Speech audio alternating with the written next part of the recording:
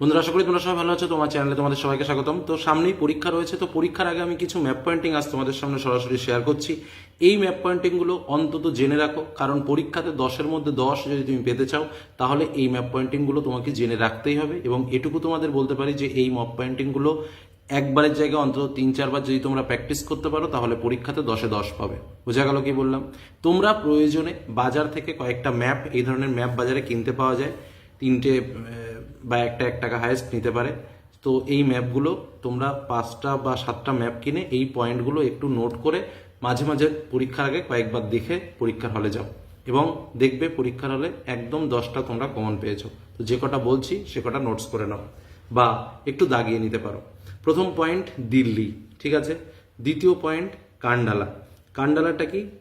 অনেক সময় পরীক্ষাতে কান্ডালা রূপেও আসে, আবার অনেক সময় পরীক্ষাতে প্রশ্ন আসে একটি শুল্ক মুক্ত বন্দর, সেক্ষেত্রেও কিন্তু কান্ডালা উত্তর হয়। এই যে পয়েন্টটা, এটা হচ্ছে মুম্বাই। এই পয়েন্টটা, এটার আর একটা পয়েন্ট যেটা পরীক্ষাতে আসে, ভারতের প্রবেশদ্বার, ঠিক আছে। আচ্ছা, তারপরে হচ্ছে এই জায়গাটা হচ্ছে চেন্নাই। এই যে জায়গাটা দেখতে পাচ্ছ, এটা চেন্নাই। অনেক সময় এই প্রশ্নটা ঘুরিয়ে কিভাবে আসে, ভারতের ডেট্রয়েট। কি বললাম, বোঝা গেল? আচ্ছা, এই জায়গাটা হচ্ছে কোচিন, যেটাকে একটু ঘুরিয়ে অন্যভাবে আসে যে আরব সাগরের রানী। বোঝা গেল? আচ্ছা, আর একটা হচ্ছে কলকাতা। তো এই যে কটা পয়েন্ট আমি বললাম, কি কি? দিল্লি, কলকাতা, কান্ডালা, মুম্বাই, চেন্নাই, কোচিন। এই যে শহর আর নগরের কয়েকটা নাম বললাম, এই নাম কটা ভালো করে মনে রাখো, এখান থেকে একটা পাচ্ছ। নেক্সট যেটা তোমাদের বলবো, উপরের এই যে জায়গাটা রয়েছে, এই জায়গাটা হচ্ছে কেটু। খুব ভালো করে মনে রাখবে, কেটু, ঠিক আছে। নেক্সট এই জায়গাটা হচ্ছে লাদাখ মালভূমি। এই অংশটা, এইটুকু জায়গা শুধু দেখাবে শিবালিক পর্বত, এদিকেও দেখানো যায়, শুধু এটুকু দেখালেও হবে। নেক্সট এই যে অংশটা রয়েছে, এটা মেঘালয় মালভূমি। এইটা হচ্ছে সাতপুরা পর্বত, আর এটা হচ্ছে তোমার ডেকান ট্রাপ মালভূমি। ঠিক যে কটা তোমাদের এবছর ইম্পর্টেন্ট, আমি কিন্তু ঠিক সে কটাই বলছি। এই যে পয়েন্টটা রয়েছে, এটা হচ্ছে নীলগিরি পর্বত। ওকে, পর্বত বা ভূপ্রকৃতির মধ্যে এই যে পয়েন্ট কটা বললাম, এগুলো একটু ভালো করে, আর আরাবলিটা বললাম, এই যে এই লেভেলটা হচ্ছে আরাবলি, খুব ভালো করে মনে রাখবে। নেক্সট যেটা খুব ইম্পর্টেন্ট একটা বিষয়, সেটা হচ্ছে শিলং এবং মৌসিনরাম প্রভৃতি, দুটোই খুব ইম্পর্টেন্ট, কারণ বৃষ্টিবহুল অঞ্চল বা বছরে 2বার বৃষ্টিপাত হয়, এরকম বললেই কিন্তু আমরা মৌসিনরাম দেখাবো, তাই তো। আর বৃষ্টিচ্ছা অঞ্চল যদি বলে তাহলে আমরা কি দেখাবো? শিলংকে দেখাবো। মনে থাকবে তো? নেক্সট যেটা বলবো সেটা হচ্ছে করমণ্ডল উপকূল। এখান থেকে এইটুকু হচ্ছে করমণ্ডল উপকূল, এটা কিন্তু মাথায় রাখতে হবে। এই পাশটা হচ্ছে করমণ্ডল উপকূল। নেক্সট আমরা এটা বললাম আমরা জলবায়ু থেকে। নেক্সট আমরা একটু ভালো করে দেখে রাখি এই জায়গাটা, করমণ্ডল উপকূল তো আমি এটা বললাম, আর ঠিক তার উপরে কি রয়েছে না, উত্তর সরকার উপকূল। এই সাইডে রয়েছে কঙ্কন উপকূল, এই সাইডে রয়েছে মালাবার উপকূল, একদম লাস্ট বিন্দুর নাম হচ্ছে কন্যাকুমারিকা। এই যে ফাঁকা জায়গাটা, এই জায়গাটার নাম হচ্ছে পক প্রণালী, আর একদম ম্যাপের শেষ দিকে যে বিন্দু রয়েছে সেটাকে বলা হয় ইন্দিরা পয়েন্ট। আরও আছে উপরে ইন্দিরাকল, সেগুলো আসে না। ঠিক যেগুলো যেগুলো দরকার, যেটা যেটা তোমাকে মনে রাখতে হবে, আমি ঠিক সেটাই কিন্তু তোমাকে বলছি। বোঝা গেল? নেক্সট পয়েন্টে আমরা চলে যাই, নদী। নদীর মধ্যে বিশেষ বিশেষ নদীগুলো কি কি আছে? এই জায়গাটা আমাদের রয়েছে সম্বর লেক। আচ্ছা, এটা হচ্ছে সবরমতী। দেখো, নদীর ক্ষেত্রে কিন্তু ম্যাপ পয়েন্টিংয়ে এরকমভাবে তীরটা কিন্তু তোমাকে দিতেই হবে, কারণ তীর না দিলে কিন্তু পরীক্ষাতে নম্বর নাও পেতে পারো, কারণ নদীর প্রবাহপথটা দেখাতে হয়। এই নদীটা হচ্ছে আমাদের তাপ্তি নদী, এইটা হচ্ছে আমাদের মহানদী। এই যে যে খাদযুক্ত যে জায়গাটা আছে, এটাকে বলছি আমরা চিল্কা হ্রদ। এখান থেকে আমাদের উঠে গেছে গোদাবরী নদী। আচ্ছা, গোদাবরী নদীর দেখো প্রবাহপথ এই দিকে, আর তাপ্তি নদীর প্রবাহপথ কিন্তু এই দিকে, ঠিক আছে। আচ্ছা, নেক্সট এই যে জায়গাটা, যেটা কিন্তু কোলেরু হ্রদ, তার ঠিক একটুখানি নিচেই রয়েছে পুলিকট হ্রদ। এই দিক থেকে জায়গা দিয়ে গেছে হচ্ছে কৃষ্ণা নদী, কৃষ্ণার থেকে একদম নিচের দিক থেকে এই যে জায়গাটা, এখান থেকে গেছে কাবেরী নদী। আর এই জায়গাটা রয়েছে আমাদের লোকটাক হ্রদ। এই কটার মধ্যেও কিন্তু একটা হবে, প্রত্যেকটা ম্যাপের মধ্যে থেকে একটা করে প্রশ্ন কিন্তু তোমরা কমন পাবে। তাহলে কি কি বললাম? সম্বর হ্রদ, সবরমতী, তাপ্তি নদী, গোদাবরী, মহানদী, চিল্কা, পুলিকট, কৃষ্ণা আর কাবেরী। এই ম্যাপ পয়েন্টগুলো কিন্তু অবশ্যই অবশ্যই মনে রাখতে হবে, বিশেষ করে নদ নদীর জন্য। পরের পয়েন্টে চলে আসি, যেটা আমাদের পরীক্ষাতে আসার সম্ভাবনা সব থেকে বেশি, সেটা হচ্ছে কৃষ্ণ মৃত্তিকা। এই যে অঞ্চলটা রয়েছে সেটা কৃষ্ণ মৃত্তিকা।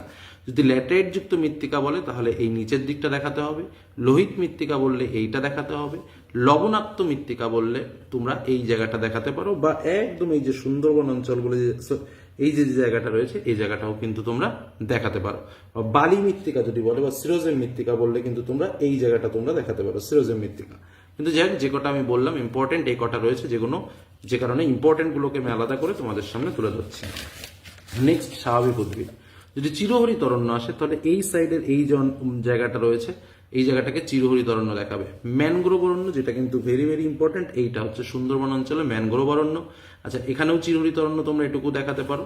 পর্ণমোচী, একদম সহজ কথায় এই যে সারাউন্ডটা রয়েছে আমার, এই সম্পূর্ণ সারাউন্ডটা কিন্তু পর্ণমোচী। আর একটা হচ্ছে মরু উদ্ভিদ, হচ্ছে এই জায়গাটা। অনেকে আবার এই সাইডটা দেখায়, কিন্তু এই সাইডটা কিন্তু দেখালে হবে না, মনে রাখতে হবে, কারণ একদম বালির উপরে কিন্তু কোনো উদ্ভিদ জন্মাতে পারে না। যেটা তোমার এই মরুস্থলী জায়গাটা, সেই জায়গাটা কিন্তু উদ্ভিদ জন্মায় না। উদ্ভিদ জন্মায় তার ঠিক একটু আগের মুহূর্তে, অর্থাৎ এই যে জায়গাটায়। তো মরু উদ্ভিদ বললে কিন্তু আমাকে এই জায়গাটাকে দেখাতে হবে। তাহলে মরু উদ্ভিদ, পর্ণমোচী উদ্ভিদ, চিরহরিত অরণ্য, ম্যানগ্রোভ অরণ্য, আর হচ্ছে তোমার এই কটাই, এই 3-4টে পয়েন্ট কিন্তু উদ্ভিদ থেকে মনে রাখতে হবে। নেক্সট আমরা আসবো একটু উৎপাদক অঞ্চল। গম উৎপাদক অঞ্চল উত্তরপ্রদেশ আমরা ভালো করে জানি। ধান উৎপাদক অঞ্চল মানে পশ্চিমবঙ্গের অঞ্চলটা। আচ্ছা, জোয়ার উৎপাদক অঞ্চল এই জায়গাটা। আর তোমার কফি উৎপাদক অঞ্চল কর্ণাটকের এই অঞ্চলটা। বোঝা গেল? একদম জাস্ট এই উৎপাদক অঞ্চলগুলো কোথায় কোনটা রয়েছে তোমরা জেনে রাখো। নেক্সট কিছু শর্ট টাইপের প্রশ্ন আমাদের আছে, যেমন আমি একটু বলে রাখি। ধরো প্রথমটা কি রয়েছে, উত্তর পূর্ব ভারতের ম্যানচেস্টার কি আহমেদাবাদ, জায়গাটা কোথায়? এই জায়গাটা। সরি, উত্তর পূর্ব ভারতের ম্যানচেস্টার হচ্ছে কানপুর, এই জায়গাটা। আর ভারতের ম্যানচেস্টার হচ্ছে তোমার কই? আহমেদাবাদ, সেটা হচ্ছে এখানে। ঠিক আছে, এইটা কিন্তু মনে রাখতে হবে। ভারতের ম্যানচেস্টার হচ্ছে আহমেদাবাদ, আর উত্তর ভারতের ম্যানচেস্টার কানপুর, আর দক্ষিণ ভারতের ম্যানচেস্টার হচ্ছে কি কোয়াম্বাটোর। কোথায়? অর্থাৎ এই জায়গাটা। তাহলে 3টে মেইন পয়েন্ট, উত্তর ভারতের ম্যানচেস্টার কানপুর, দক্ষিণ ভারতের কোয়াম্বাটোর, আর ভারতের হচ্ছে আহমেদাবাদ। ওকে। নেক্সট হচ্ছে পরীক্ষাতে আসে একটি জাহাজ নির্মাণ কেন্দ্র। কোথায় আছে? না বিশাখাপত্তনমে আছে। এই যে জায়গাটা তোমাদের বলছি সেই জায়গাটা। আচ্ছা, যদি বলে একটি রেল ইঞ্জিন নির্মাণ কেন্দ্র, তাহলে আমরা কোথায় বলবো? চিত্তরঞ্জন। এই যে জায়গাটা বলছো এই জায়গাটা কিন্তু আমাদের রেল ইঞ্জিন নির্মাণ কেন্দ্র। আচ্ছা, নেক্সট যদি আমাদের প্রশ্ন আসে একটি তথ্য প্রযুক্তি শিল্প কেন্দ্র, তাহলে আমরা কোনটা বলবো? সেটা হচ্ছে সল্টলেক। অর্থাৎ এই যে জায়গাটা রয়েছে এই জায়গাটাকে কিন্তু আমরা বলবো সল্টলেক। তো এই শিল্পর মধ্যে থেকে এই কটা পয়েন্ট কিন্তু আমরা মনে রাখবো। তাহলে ম্যানচেস্টারের মূলত 3টে, উত্তর ভারত, দক্ষিণ ভারত আর ভারতের ম্যানচেস্টারের কথা মনে রাখলাম। আর তোমার রেল ইঞ্জিন নির্মাণ কেন্দ্র, তথ্য প্রযুক্তি শিল্প কেন্দ্র আর জাহাজ নির্মাণ কেন্দ্র, এ কটা বললাম।